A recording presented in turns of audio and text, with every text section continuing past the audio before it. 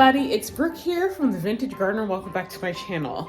So I'm all about keeping it real. So today we're going to look at the ugly side of gardening. So this summer, I don't care if you're from the US, UK, Europe, it seems like most people have been dealing with the heat wave. And so for the past several weeks, I have not been doing much in the garden. I had tried, but it just got to the point that it was like, because this extreme heat, it's not just uncomfortable, it's just dangerous. And so I have just not been doing any gardening projects. My goal is just to keep everything water and keep everything alive. The thing that I'm gonna start working on is weeding and cutting everything back. Especially with everything, it's starting to cool down a little bit in August. Most plants, if you were not aware, start suffering heat stress at 85 degrees. Once that temperature starts coming down, the plants start coming out of that. A lot of times once it gets over 85, and it's like weeks on end, a lot of the plants go into dormancy, so they're not blooming as much. And I certainly, although I have seen blooms, certain things that are heat loving like zinnias, they have been kind of blooming, but a lot of things have definitely, they haven't necessarily stopped, but they have definitely slowed down, even though they're on drip irrigation. So once the temperature starts cooling, everything's gonna start blooming again. So right now, I just wanna cut off everything that's spent to get a nice flush. Anything that I know only flushes one time, I'm just gonna cut back as far as possible. I don't want to cut it down to the ground because a lot of the perennials, I want them to, especially things like tubers and rhizomes, I want them to soak up that energy. But I'm gonna be cutting a lot of things back because there are certain things that are gonna be blooming in fall. For example, the chrysanthemums that I wanna be able to have more space so they can kind of take over those parts. Let's go outside. All right, so this is right outside my front porch. Everything is growing and it's surviving. It is absolutely surviving. I've been having some issues with my drip irrigation, so I've actually had to replace some of the hose timers, but I'm just monitoring the situation. So let me walk around so you guys can see all of the weeds I'm talking about. Now guys, there is a little rabbit that is living in this garden. He seems to be nibbling on the weeds, which is fine. I haven't noticed any damage to my plants, but we ran into him this evening and Barbara Schnoot was like beside himself. Okay, so let me see if I can lower the camera a little bit. Okay, so guys, this is what I mean when I say a weed that stretches out far, but once I pull that, that's just one weed. So that's gonna clear up really nicely. The thing that I'm I look into are the beds. And as you can see in the flower beds themselves, there aren't a whole lot of weeds. A lot of the green, most of the green that you're seeing is plant. Now I do see one weed right next to that Veronica, but as you can see when you're looking at it, it's really not that bad. So that's always encouraging. Now, one place I tend to get more weeds, if any, is the edge of the beds. Oh, by the way, guys, can we just take a look at this coleus? It is that dude, y'all. The red, those reds are absolutely popping, I'm here for it. The coleus on this side didn't do too well as well. It's okay. The one that seems to have done best is the Beale Street. So next year I would like to get a little bit more of that to go in this section because it seems like it can handle the shade better. These are in more sun and they are killing it. They are really killing it. So definitely something I would like to repeat over here for next year. Big weed right there. Okay. Massive weed right here. Now, if I remember correctly, that is just the one weed. So that is a massive weed, but once I pull it out, obviously that entire section is gonna look really nice. So I'm gonna be careful of stepping in there because something could be hiding in there like a snake. Don't want to deal with that. But here, like I said, are the flower beds. As you can see, a A couple weeds here and there, not too much. And this bed right here, this is my rosemary hedge. As you can see, it's doing extraordinarily well. This side is not as big. I don't know what happened, guys.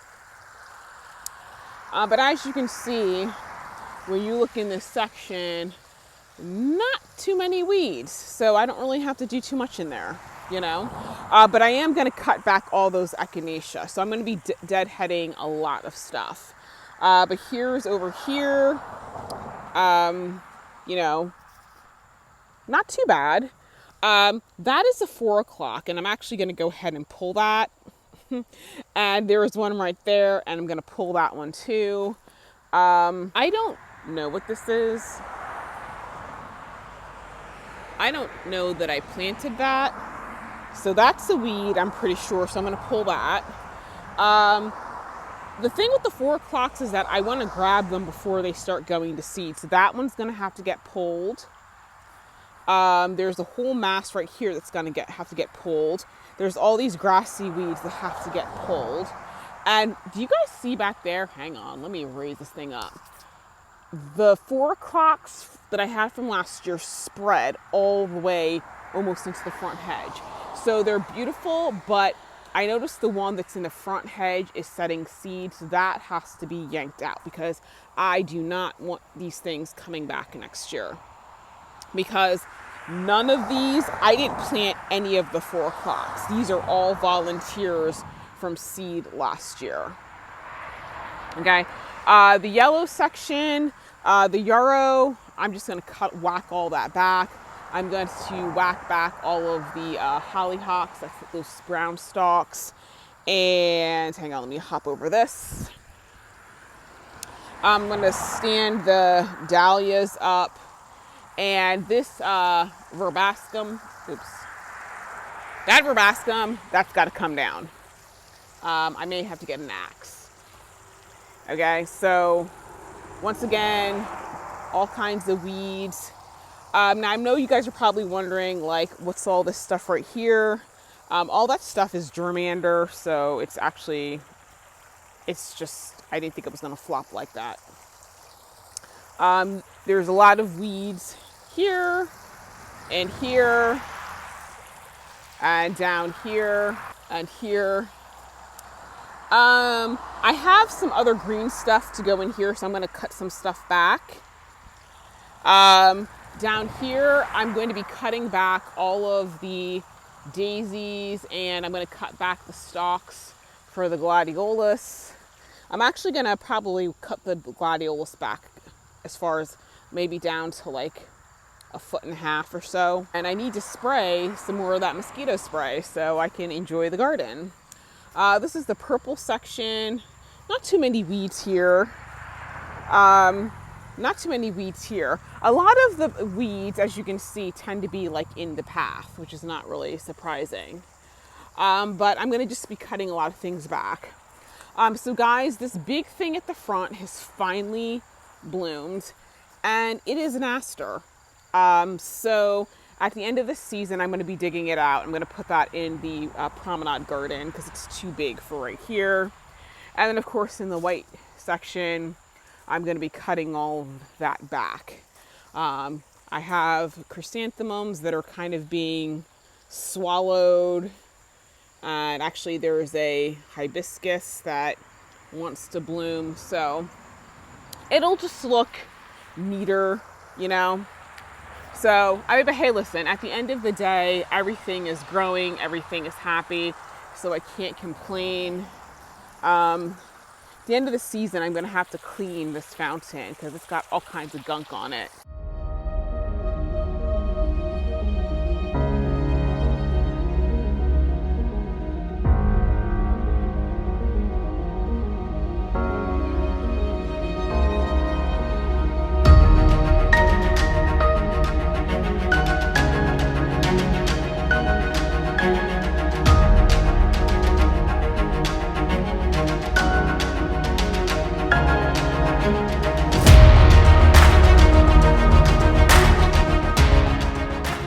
Okay guys, so it's time for me to go inside, but hang on, let me go back.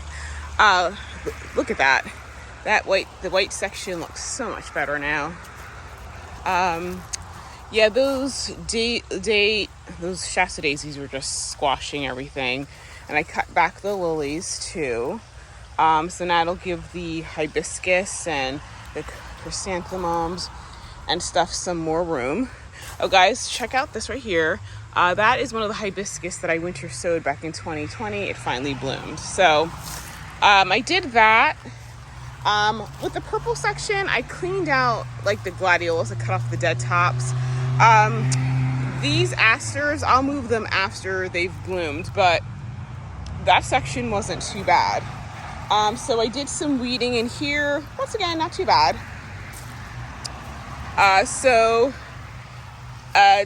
Later today, I'm going to go do that section, the white and then the green section, and then, the other purple and green section.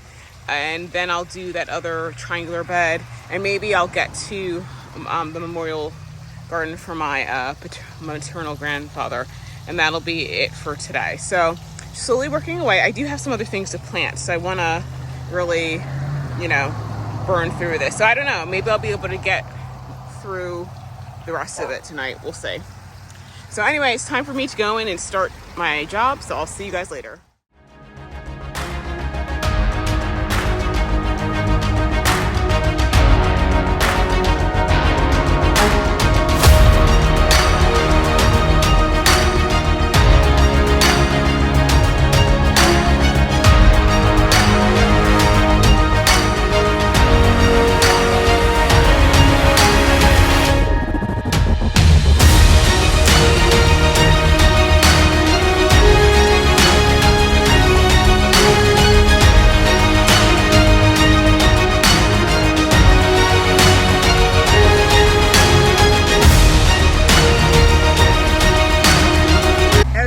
So here's the purple and then the green section. It looks so much cleaner now. I probably should cut these flax back too, see if they'll rebloom. But look, first off, look what you can see. That dahlia sticks out a lot more, and so does that one right there. And guys, I planted that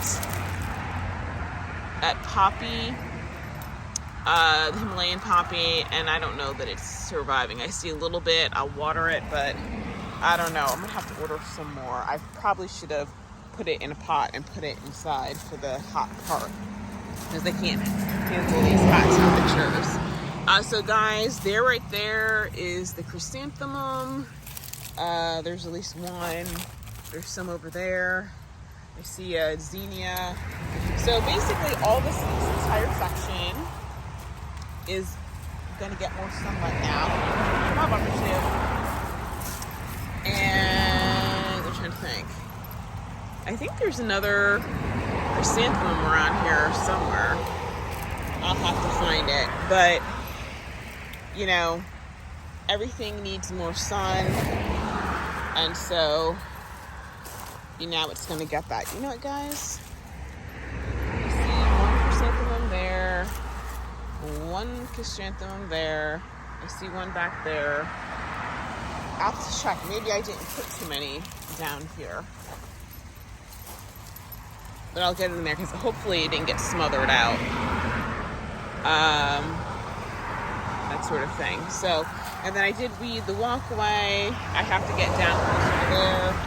And I pulled some of the weeds out here. So, slowly but surely, I'm coming along. Guys, that's the Hot Biscuits amaranth. Isn't that cool looking? So anyway, guys, gotta go back inside.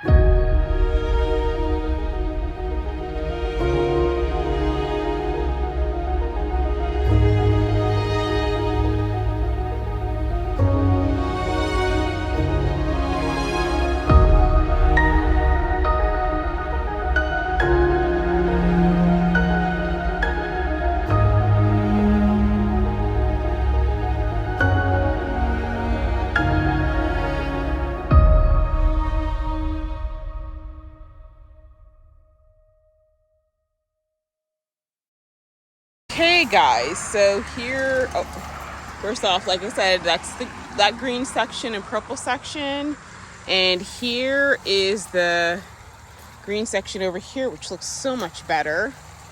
And here's the yellow section.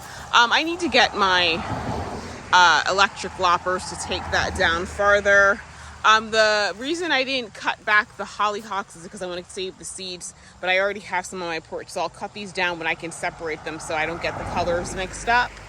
I pulled a lot of the 4 o'clocks because if we go down here, the 4 o'clocks had spread themselves to that one hydrangea back there. Let me zoom in on it. That one back there. So I pulled them back because, quite frankly, they just spread everywhere, and they do set seed and sprout in the first year. So I pulled, even though they were pretty, I pulled them from here. I pulled them from the front. I really want them to stay at the back of the bed, and as soon as the blooms look a little, like they're petering out, I'm gonna yank them because I don't necessarily want these spreading everywhere, which is exactly what they're doing. That's just how 4 o'clocks are. So I'm letting them flower for a little bit, and I'm yanking them. So tomorrow morning, I'm gonna get up. I'm gonna deal with these gladiola stalks. Do this section. I'll tackle this right here, which is actually one weed. And I'll actually cut back the Malva Machata hollyhock that's in this section. So it's coming along nicely. I just wanted to show you guys this beauty. This right here. That is it's the pyramid pink magnolia. I was not expecting it to bloom this year. I'm sorry guys, there was a bug on me. I wasn't expecting it to bloom this year, but it is very pretty. I thought it was going to be a little bit deeper pink than that, but it's really lovely the way it is. So so once I finish all this, I'm gonna use my blower to blow off the walkways. I'm gonna actually clip some of these dahlias back. I really like that color, and I like how it ages. I'm gonna need to get some desiccant because I really would like to preserve one of those dahlias. So something in here died. Like, I see some stalks. I don't know what that was, but whatever it is, it did not survive. But I really need to fill in this yellow section with some, I don't know, maybe something like pink or something, because this is bare. And I know next year, once the echinacea come back, they will sort of fill in. So I'm getting the messy parts done, and then once I do that, I'm going to come back and I'm going to basically cut off all the spent blooms, deadhead everything, and then I'll be fertilizing everything, and hopefully I'll get a second flush once the weather starts to break. I did consult the Farmer's Almanac. It looks like the weather is supposed to break kind of like mid-August.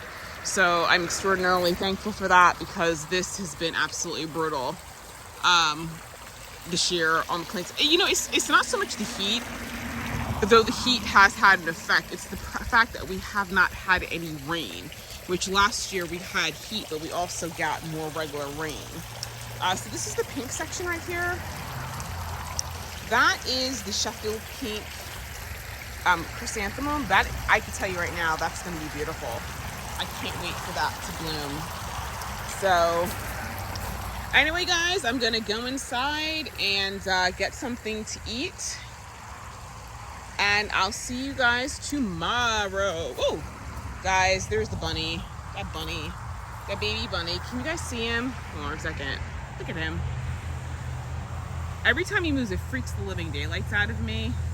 I'm watching him to make sure he's not eating anything. He seems to be nibbling on the grass, so I might leave a couple pieces of grass in here, but he's just hiding out in here, I think because there is a hawk, and a hawk carried off the other baby bunny.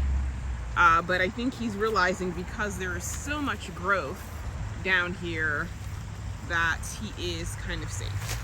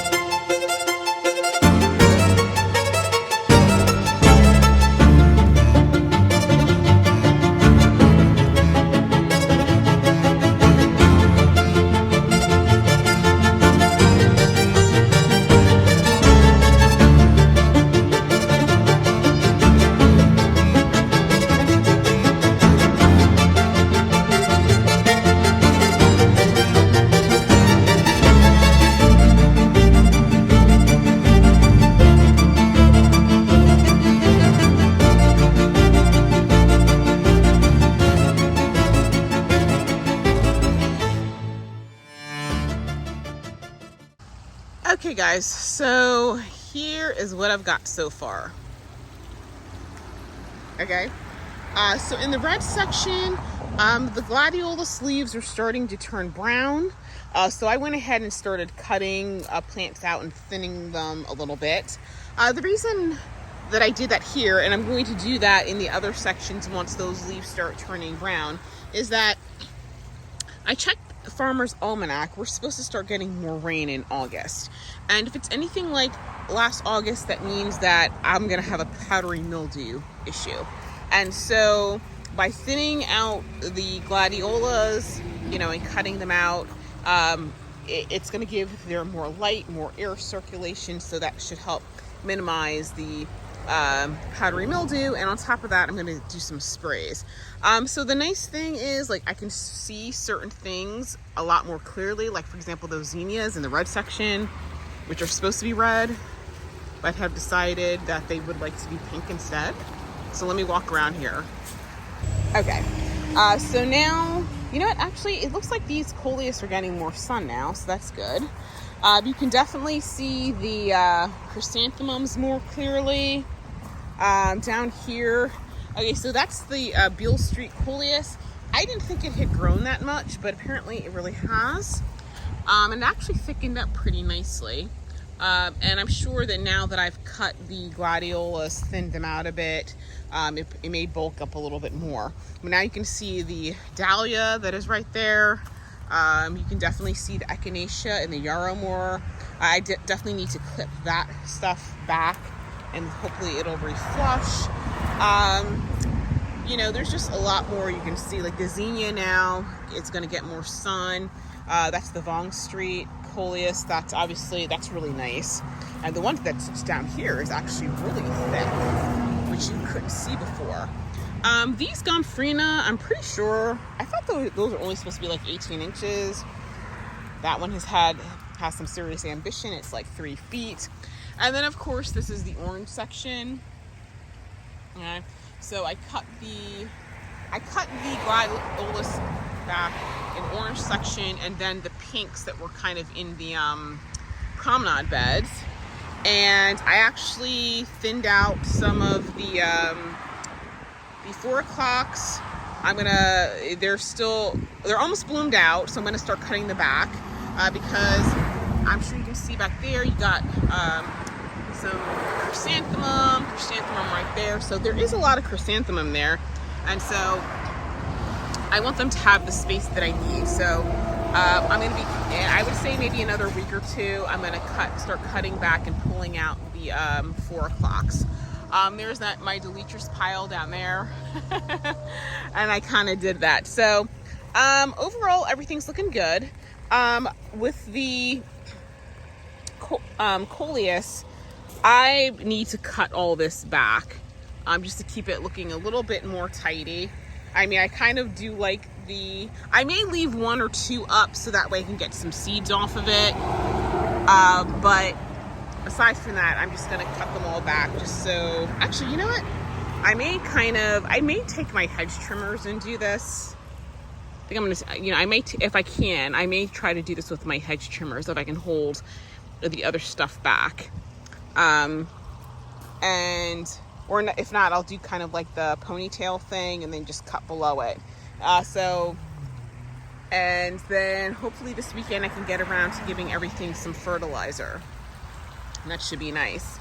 So it's coming along. And then I can go around and start, you know what? I forgot that dahlia was there because it was being blocked by the gladiolus. Oh, I see a couple I missed. And then these scabiosa, I'm probably going to cut it back. They're just like falling all over the place. And yeah, so there's a chrysanthemum that's getting bigger. It fell over. I didn't stake it. I should have done that. And of course I've got weeding to do, but you know what? It's starting to, I mean, I do miss the height of the gladiolus because right now there's a lot, it's just similar height all over the place. But in terms of it is a cleaner look, I feel like it's a little bit more open. It's definitely more sun. And, especially once we start thinning some things out, it'll be really good